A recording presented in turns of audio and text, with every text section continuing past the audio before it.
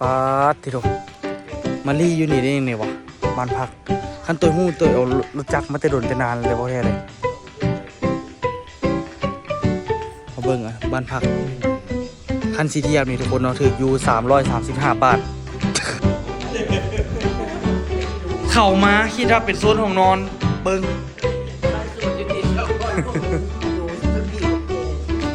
เข้ามาทุกคนคิดว่าซีเทียบของนอนบ่เจอขนาดคนอ่ะป๊าดทีเดียว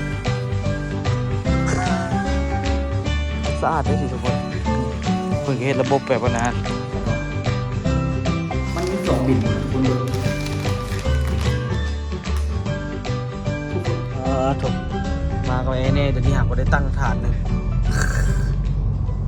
สบายดีตอน3 โมงนะทุกคนตอนนี้อยู่ดีเมืองหินบุญเนาะเมืองที่ตัวกับเน่เคยนอนอยู่ก็คือบ้านพักไอรินเนาะอยู่ข้างหลังนี่แล้วก็กินปิ้งเป็ดที่แถวนี้แหละเนาะซึ่งตอนนั้นก็คือออกมาจากเมืองลับแลอะไรทุกคนแล้วก็เดินทางไปแล้วก็ไปนอนรู้สึกว่าไปนอนอยู่ท่าแขกคืนนึงเนาะแต่ก็ค่อยๆเป็นค่อยไปขนาดแต่ละมือนะส่วนสีฮอดบอลนั้นบอลนี้ส่วนสีฮอดบอลนั้นบอลนี้บอกให้หลายบอลแล้วก็ลัดไปโอ้ไกลเติบอยู่ตอนนั้นก็ได้ไปกับเน่กับประมาณ2 อาทิตย์พุ่น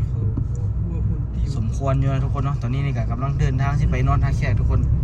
ที่ไปนอนมันพักประจำที่ว่าเคยนอนนั่นแหละแล้วก็แรงมาแล้วก็ซอกไปนอนย่างลินแคมป์ของนะแม่เนาะไปย่างลินบริเวณท่าแขกเลยแต่ว่าตอนนี้แม่ว่าอันน่ะคิดฮอดวันนอนแห้งเดี๋ยวนี้ อย่ามาคอนก่อนเดี๋ยวก็สิพยายามไปเนาะ4 โมงขี่ไล่ก็ให้มันฮอดที่พักแล้วก็ประมาณจักกันนะประมาณจะ6 โมงแล้วแม่เนาะ4 โมง 6 โมงแล้วก็เลยเริ่มออกไปรอดลินย่างลินตอนช่วงตอนแรงแล้วก็ตื่นเช้ามากก็รอแถวท่าแขกก่อนเนาะมีมองรออีกแถวท่าแขกโอเคตามนั้นบางทีก็อาจจะนอน2 คืนบางทีซื้อด็อกเนาะถ้าเบิ่งตัวจริงทุกคนเดี๋ยวเราเดินทางไปท่าแขกก่อนอยู่บริไกลก็มีบอลเฮดแอลลูซิงเลือกหลายทางเข้าโคมิตรภาพอยู่ใกล้กับสวรรค์เขตแล้วนะทุกคนเนาะท่าแขกละคำมวลละสับสนกันแล้วได้บัดนี้เด้อเมาจากนอนรับตาเสือกเป็นบาทเดียวตอนนี้การเดินทางไปเกี่ยมเข้าท่าแขกนะทุกคนเข้าตัวเมืองแล้ววันนี้ฮะตัวเมืองเกี่ยมเข้าซื้อเตยังไกลอยู่ อีกประมาณน่ะนะอาจจะประมาณ20 กิโลโอ้ขี้นักมันขี้นักนี่ก็ดังอย่างนี้เนาะมีฮอดอยู่ในป้ายพุ่นน่ะดังย้อนเขาขามไปโดนนี่เนาะโดนมันน่ากระสังตัวคนขามโดนเนาะพอฮู้เบิดต้องพอกันเนาะชื่อดีขนาดเนาะพวกเคยเบิ่ง YouTube ผู้ใดไปเฮาก็เบิ่งเฮาฮู้ดิไปเหมือนน้ำชาเขาหาปะฮอดท่าแขกแล้วแต่ว่ายังตอนนี้ไปซอกที่พักก่อนเนาะทุกคนเดี๋ยวมันสิบ่มีบนพักมื้ออื่นมันย่างลิ้นนั่นบอกเดี๋ยวก็คือสิบ่มีบนแต่งกินดอกแต่ว่าตลาดเช้าอ่ะนะท่าแขกก็คักอยู่เด้โอ้ยบ่แม่นแต่อันสวรรค์เขตเนาะบ่ลุกไปตลาดเช้าสวรรค์เขตนะคักๆก่อนสิมันแตงมันอยากก็ไปซ่อนตัวย่างเลาะซิเด้เดี๋ยวมื้อไปมื้อนี้มื้ออื่นยังมาเนาะไปวางแผนก่อนพักผ่อนกันเนาะมาทูเมืองแล้วก็มื้อเฮาก็ไปหาคือด่าแต่บ่นอนอย่างเดียวเลยไปหาล้อเล่นกลางคืนก็สิไปนอนเดี๋ยวเอาไปซอกบนนอนก่อนทุกคนไปซอกบนนอนก่อนทุกคนมื้อนี้นี่บังเอิญทุกคนมาเข้ามาในท่าแขกละล่ะบ่แม่นหยังเด้มาเจอช่วงเทศกาลทุกคนล่ะมาเจอบ้านพักนี่อันนี้นี่ก็เป็นครั้งแรกที่ได้เข้ามากับบ่ฮู้คือกันมันคือเป็นโล่งๆแท้เนาะ มีตึกเก่าตึกใหม่อันนี้เป็นตึกเก่าทุกคนแล้วก็มีหลายห้องเลยแล้วความที่แบบทุกคนแข็งกว้างแต่ยังงงอยู่มันคือแบบพิลึกพิโลแท้นะมาเบิ่งเลยทุกคนตัวสิพามาเบิ่งในราคา230,000 กีบเดี๋ยวตัวสิคูณบ้านนึงแล้วตัวสิบอกเด้อว่าถือเขาได้ทีโดมาลี่อยู่นี่ได้ยังไงวะบ้านพักคันตัวหู้ตัวเอารถจักรมาแต่โดนแต่นานเลยบ่แท้เลยมาเบิ่งบ้านพัก คันสีเทียบนี่ทุกคนเนาะถึกอยู่335 บาทถึกประมาณจัก$พอถึกจักจัก$ออสเตรเลีย โอ้ถึงเช้า พอถึงซาวห้องทุกคนตั้งแต่เกิดมากูก็เห็นว่าห้องใหญ่ป่านนี้ห้องพักที่พักถึกอีกมันแปลกๆว่ากลางคืนสิบ่มีหยังวะ ต่างจังหวัดซื่อๆเรียนกันบ่ได้ โอ้ยนี่ก็ โอ้ก็ถือว่าในเมืองในเมซ้ำนี่น่ะ อันนี้มันอยู่ต่างจังหวัดเรียนกันบ่ได้ดีกว้างกว่านี้ โอ้เฮาไปซอกห้องแฮมแต่ละบอนหัน บริษัท 300,000 400,000เบิดก็ตัวอันบอนข้างหน้าเฮาอันเกือบ อัน 500,000 นี้มันเป็นยูนิตแบบนี้นะมันเป็นอพาร์ตเมนต์แบบนี้ เรามาเบิ่งว่าสิ่งที่ว่าราคาแบบถูกแล้วพี่ลึกพี่โลน่ะจะตกใจมีอันนี้ว่ะพูดน่ะมีฮอดกระดิ่งพุ่นน่ะเขามารู้ล่ะ สิมีคนประดิษฐ์กระดิ่งเจ้าเด้ออย่าสู้ เข้ามาคิดว่าเป็นโซนห้องนอนเบิ่ง ก็ได้สายสวดอยู่ที่ชาวบ้านพวกนึงอยู่สิมันบีบกับแกสิ เข้ามาทุกคนคิดว่าสิเจอห้องนอนบ่เจอทุกคนฮู้บ่เป็นจังไดเข้ามาทางปุ๊บเนาะเบิ่งเนาะเดี๋ยวใครเข้ามาปุ๊บใครเข้ามาปุ๊บเจอประตูไข่สั้นหนึงจึงเจอห้องนอนทุกคนเด้ป้าแล้วอย่าสู้เหลือเสื้อเรื่องอันน่ะห้องนอนเด้อทุกคนเด้ออย่าสู้คิดเธอเด้อแต่ว่าผ้าห่มก็อยากบางนิดนึงแหละมีทีวีมีน้ำกินให้ราคา335 บาททุกคนตัวบ่เคยเห็นจักเทื่อเอาแต่เกิดจนใหญ่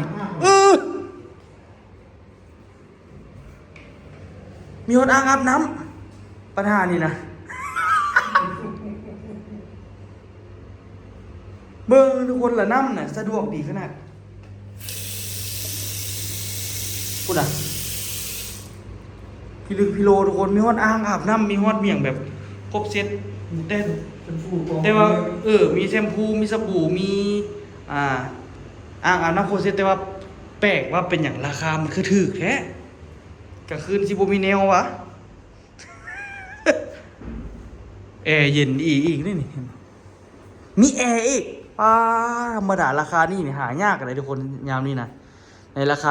230,000 กีบนี่มันบ่เป็นธรรมดาแล้วเด้อสิบอกให้มันพิลึกพิโลแล้วนี่นะบ่เคยฮู้บ่เคยเห็นจักเทื่อหากก็เห็นบนแรกนี่แหละราคากระทือแคมห้องโคตรกว้างจนปิทยานพุ่นน่ะทั้งนอกมีพัดลมอีกถูกครบเสร็จนี่มีคีย์การ์ดระบบละเอียดทางหน้าห้องมีกระดิ่งพุ่นตัวแล้วรถบนสถานที่จอดรถคือกว้างขวางแหงทุกคนกว้างขวางจนมีแต่เฮาจอดคนเดียว แต่ว่าแต่ละคืนก็มีคืออยู่หันก็มีห้องกันนะเขาเจ้ามาอยู่คือกันแล้วก็รู้สึกว่าเพิ่นมีสระลอยน้ำอีกโอ้รถงามขนาดเลยเดี๋ยวตัวสิพาทุกคนไปเบิ่งว่าเป็นยังไงอันนี้เป็นตึกเก่าทุกคนเนาะห้อง230,000 กีบแล้วก็มีตึกใหม่เพิ่นว่าตึกใหม่แห่งนี้เหลือแต่ห้องเดียวห้อง300,000ห้อง300,000 กีบตึกใหม่เพิ่นว่าเลยเข้ามาอันนี้เป็นครั้งแรกที่เข้ามาอีหลี เบิ่งอันนี้น่าจะเป็นโซนตัวใหม่คันมีแบบนี้อยู่ในนครหลวงบอกเลยว่ารวยอย่างเดียวโอ้กว้างขวางแฮงทุกคนห้องนี้ตัวคิดว่าน่าจะประมาณ3 ตอน6ประมาณเกือบ10 เมตรทุกคนประมาณ8 เมตรรวมทั้งหน้ากับประมาณ10 เมตรพิลึกพิโลห้องนะตัวบ่เคยเห็นอยู่ใส่จักเทื่อเด้อนี่เด้อแต่มื้อนี้นี่ห้องทั้งนี้นี่อยากว่าเต็มแล้วโอ้ห้องใหม่นี่ก็น่าจะว่าพ่อแม่น่าจะมาเบิ่งลองเบิ่งเนาะทางนี้แล้วก็มีสระลอยน้ำอีกเพิ่นว่าใส่เบิ่งดูสระลอยน้ำขอเบิ่งแหน่ว่าเป็นจังไดนี่ราคา230,000มีสระลอยน้ำอีก งึดเว้ยงึดหัวแตกอีหลีเด้ราคานี้ไปหาได้อยู่ไสวะมาเบิ่งสถานที่จอดรถอย่างคือสะดวกสบายจัดส่วนอย่างดีราคานี้หาบ่ได้ใส่แล้วทุกคนตัวอยู่ลาวมาเที่ยวลาวทั่วประเทศก็ยังหาก็เคยเห็นนี่แหละว่ามันพิลึกพิโลหลายเนาะมีฮอดสระลอยน้ำเพิ่นก็เฮ็ดสะอาดดีเลย แจ่มขนาดพุ่นอ่ะป๊าดทีโด สะอาดได้สิทุกคนนี่เพิ่นก็เฮ็ดระบบแบบว่านานบำบัดน้ำอย่างละเอียดเลยเนาะ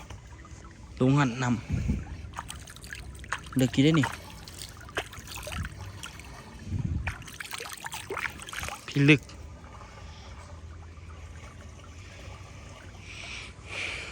แบบพิลึกแต่ว่ามันเป็นเป็นเงียบเงาไปจะได้หูเนาะแปลกๆบอกทุกคนว่าผมว่าคืนนี้สินอนหลับจังไงนะ แต่ที่จริงคันว่าพ่อแม่มานอนนี่ก็คือสิสบายกว่าได้ตัวคิดว่าได้เพราะว่าตัวนั้นมันเป็นตัวเก่าเพิ่นว่านะตัวนี้ตัวเก่าตัวนี้ตัวใหม่กับบ่ได้ไกลกันหรอกห้องก็ติดกันนี่แหละบอกว่าให้เพิ่นนั่นไปเบิ่งตัวใหม่บอกเพิ่นว่าเฮ้ยเอาติดกันนี่แหละเพิ่นว่าโรงแรมหมาพรเทพเลยทุกคนเลยอยู่ที่คำมอนท่าแขกเนาะบ่ได้ไกลจากตัวเมืองเฮงดอกแป๊บเดียวก็เข้ามาฮอดละหากก็เคยเห็นว่าโรงแรมนี้โอ้แจ่มอีหลีเขาจะจัดสวนจัดหยังรายละเอียดได้ดีหลายตัวว่าเขาเจ้าน่าจะปล่อยแบบว่าอันน่ะปล่อยเป็นบ่น่าจะเป็นโรงแรมนะเป็นบังกะโลเป็นหยัง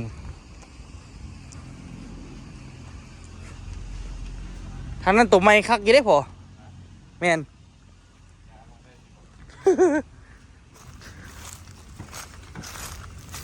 นอนได้อยู่อ่ะพอเบิ่งแม่คือหน้ายุ่งกันจิสัน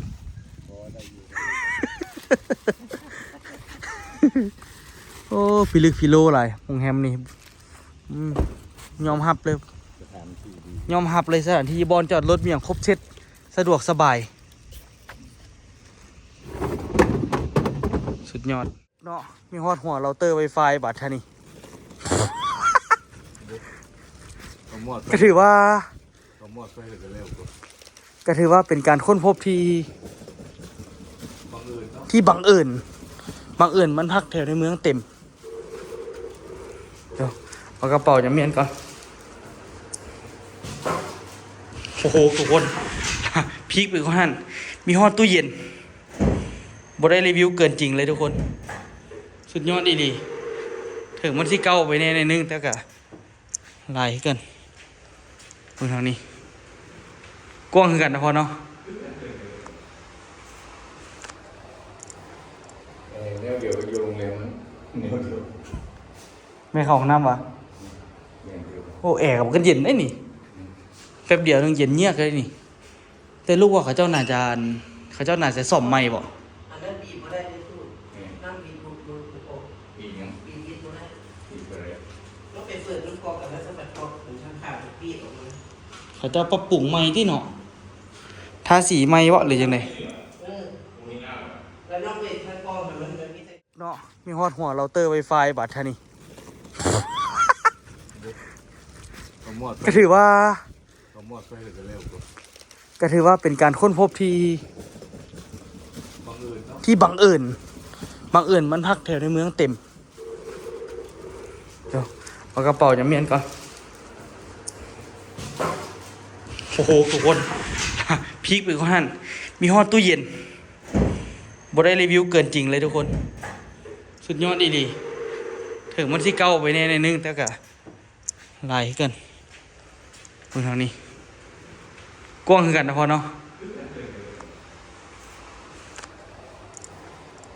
เนี่ยเดี๋ยวไปโรงแรมนั้นเนี่ยเดี๋ยว ไม่เข้าห้องน้ำวะ เนี่ยเดี๋ยว โอ้แอร์กับกันเย็นได้นี่แป๊บเดียวนึงเย็นเงียบเลยนี่แต่ลูกว่าเขาเจ้าน่าจะซ่อมใหม่บ่ อันนั้นบีบมาได้เลยสู้นั่งบีบมือโอ้ อีกยัง บีบมาได้ อีกอะไร แล้วไปเปิดลูกกอกกันแล้วสะบัดกอกถึงช่างขาดบีบออกมา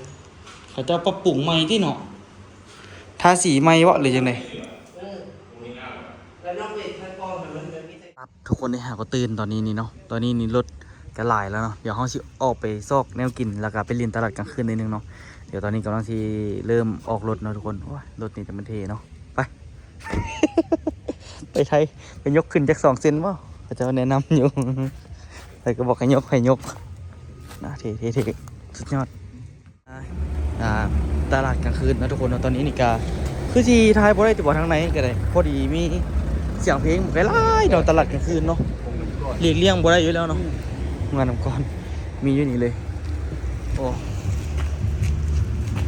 งานมินิมาร์ทกับมีอยู่นี่ให้กันแต่ว่าห้องก็สิไปพูดเลยทุกคนเป็นตลาดกลางคืนเนาะโอ้ผู้สาวท่าแค่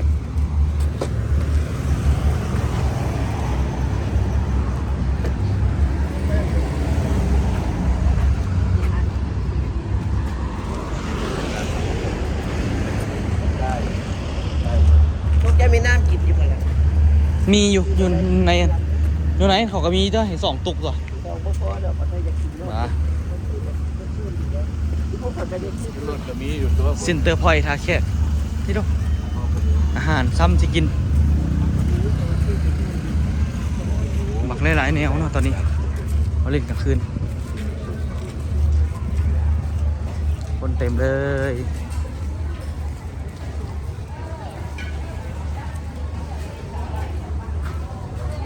ก็เงียบดีๆอยู่เนี่ยเนาะผมเสียงเพลงใครเนี่ยจะพอยสวรรค์เขต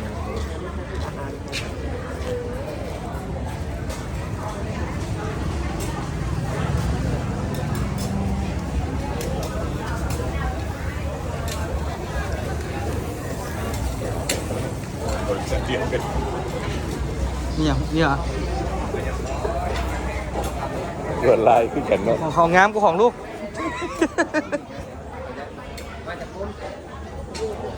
เป็นอาหารตามสั่งก็มีเด้อข้าวขาหมู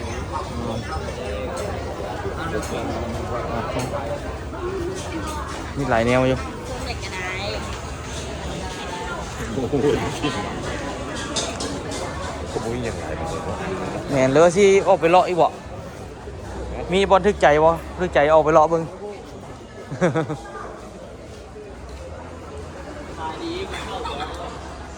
เป็นไร โอ้ส่วนใหญ่เป็นอาหารจานเดียวเนาะเล่นตำสิ้นนี่เด้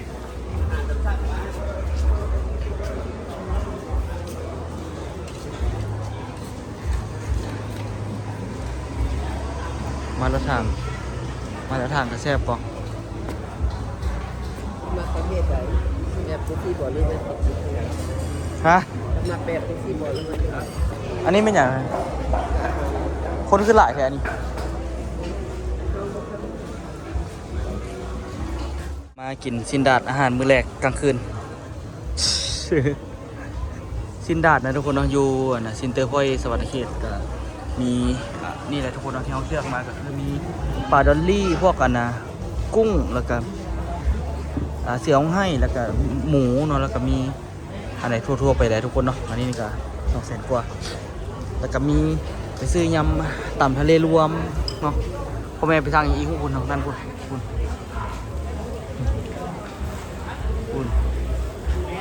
โอ้โหพ่อแม่ไปสร้างอย่างอีกหลายแนวอยู่ได้เนาะเบิ่งกันมีที่เติมหนึ่งอยู่เดี๋ยวไปเบิ่งมันก่อนแม่สั่งปิ้งนมหมู มีแล้วแย้มไปก่อนลองมันก็ลองเป็นแต่แซ่บอยู่ทุกคนเนาะฮานเขาจะมากันได้หมูแฮมดีอ่ะ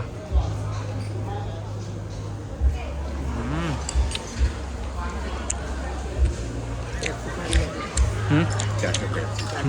สาวนั้นเอามาให้บอกแล้วมันบ่ให้แล้วก็เลี้ยวไป อับขึ้นมาแล้วได้ยับไปเด้อ พอเอากันพอ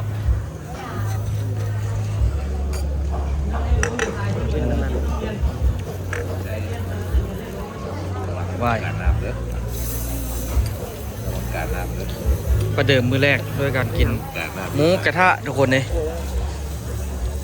สั่งอันนี้ ทานฮ้อนได้ใจอยู่ทุกวันนี้ ลายแดง เอามาคือว่าฮ้อนแบบเพื่อคือได้ใจอยู่เอาดัดบาทนี่ ที่สุดโมดันครับ หมอนี่เขาจะเอาเฮ็ดคักขนาดเลย แต่จะซื้อเนื้ออาจจะด้วยครับผมมาอันนี้ขึ้นเอาไปเลย เสียพออยากกินดาดกันเลยทุกคนเด้ออันนี้ปิ้งนมเขาเจ้าก็โอเคอยู่ก็ ซ่บอยู่8:43เข้าไปหาเขาทำก่อนไปเต็กโทรศัพท์ก่อนนั่นบ่ป้าถูกอิ่มให้อิ่มป่ะพ่อแม่บ่ยอมกินน้ำได้กินคนเดียว โอ้ยกะยาแหละเมื่อเขาเจ้าไปนั่งยางอยู่หน้าโรงแรมมัน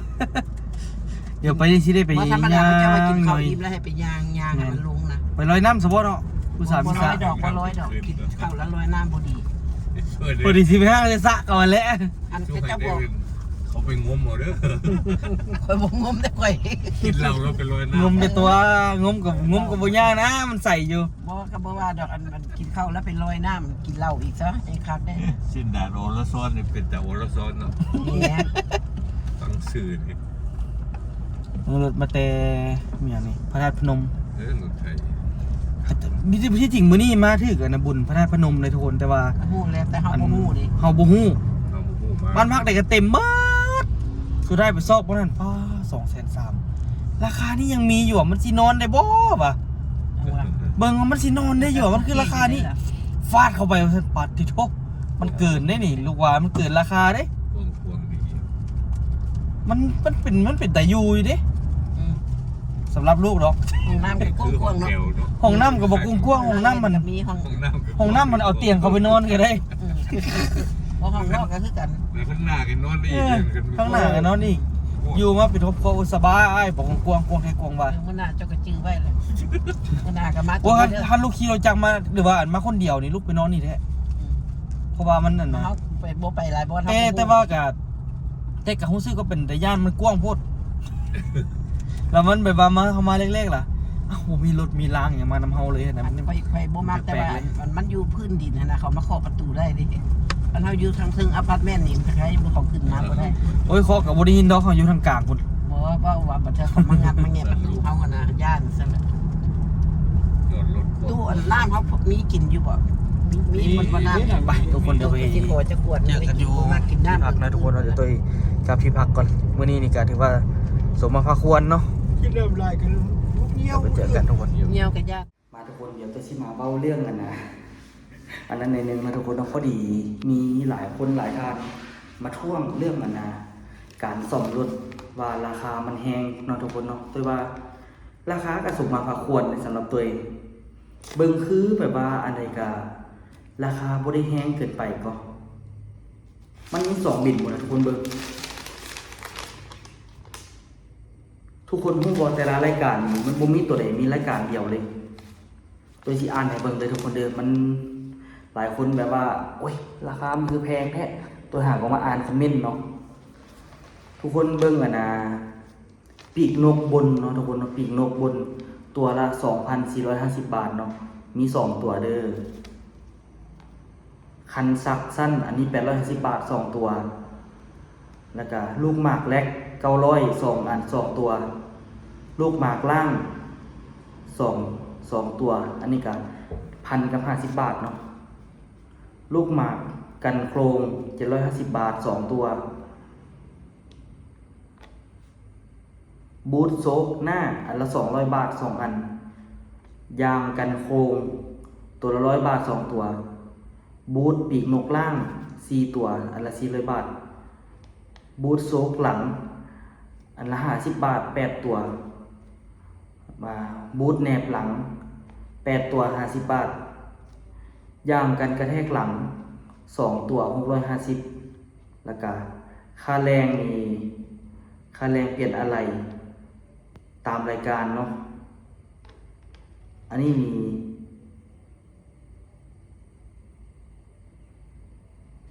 ีหู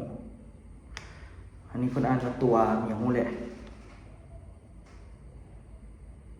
ค่าแรงนี่เพิ่นคิดแต่ 3,000 บาททุกคนโดยรวมแล้วนี่อันนี้คือมีแต่ช่วงล่างเนาะตกอยู่ 19,300 ถามว่าแพงบ่จากรายการที่เปลี่ยนมันก็หลายอย่างเลยทุกคนเนาะสำหรับตัวมันก็ราคาสมมาพาควรอยู่ในตัวว่ามันเปลี่ยนบ่ได้แม่นแต่ละหน่อยละกันทุกอย่างที่เพิ่นเปลี่ยนนั่นเพิ่นสิถ่ายวิดีโอให้ตัวเบิ่งหมดแต่ละอันว่าหัวซีดเป็นหยังต้องได้แปลเป็นหยังต้องได้ซ่อมเพิ่นสิถ่ายแต่ละอย่างให้มาเบิ่งพร้อมเนาะว่าหัวซีดนี้มันเป็นอันนี้เด้อแฮงดันนี่สมมุติว่าเพิ่นเหยียบลงไปเพิ่นอัดลมเข้าไป มันสิวีดขึ้นเนาะแล้วมันก็สิค่อยๆลงคันว่ามันตกปกติได้คันสมมุติว่าวีดขึ้นแล้วมันลงปั๊บสิแล้วแม่นหัวฉีดเริ่มผิดปกติเนาะทุกคนเนาะกะรู้สึกว่าประหยัดน้ำมันเลยทุกคนตั้งแต่เปลี่ยนหัวฉีดมา อันมันจอยเนาะมันเปลี่ยนหลายอย่างอันนี้นี่มีแต่สวงล่างนี่อยู่ถึงอยู่19,300 บาทเนาะบ่อยู่ประเทศลาวสิบ่เข้าใจทุกคนตัวนี้เนาะบ่อยู่ประเทศลาวสิบ่เข้าใจเพราะว่าประเทศลาวนี่หนักหน่วงทุกคนอีกอย่างมันก็เป็นรถมือสองที่จริงเว้าเรื่องรถว่ารถมือสองนี่แล้วแม่นตัวก็ใช้งานหนักเด้แก้เครื่องแก้ของไปลองซานแต่ละเทื่อก็โอ้บ่แม่นธรรมดาเลยเนาะทุกคนเนาะแต่ละเทื่อก็หนักหน่วงจนเต็มรถตามที่ทุกคนเห็นนั่นแหละมันจนแบบบ่มีบอลวางขนาดมันก็เบิดไปหลายเติบเนาะทุกคนเนาะถามว่าเป็นรถมือสองบ่ก็รถมือสองอยู่แต่ว่าตอนตัวซื้อมาแรกๆตัวเปลี่ยนมาแล้วก็พวกบูทอย่างพวกนี้น่ะตัวเปลี่ยนมืดแต่ใช้งานมา2 ปีทุกคนมันก็ที่ทุกคนเห็นแหละถนนอยู่ประเทศลาวมันก็บ่ได้ดีเฮงปานนั้นนะทุกคนแล้วก็ตัวก็ใช้เดินทางตลอดมันเลยแบบมีการเสื่อมสภาพเนาะตัวนี้นี่19,300 บาทเนาะอันนี้มาเว้าเรื่องการเปลี่ยนหัวฉีดเนาะหัวฉีดนะทุกคนเนาะเฉพาะซ่อมหัวฉีดนี่นะ4 ตัวนะทุกคนเนาะ4 ตัวนี้เพิ่นว่าเพิ่นทั้งแบบว่าเช็คซ่อมหัวฉีด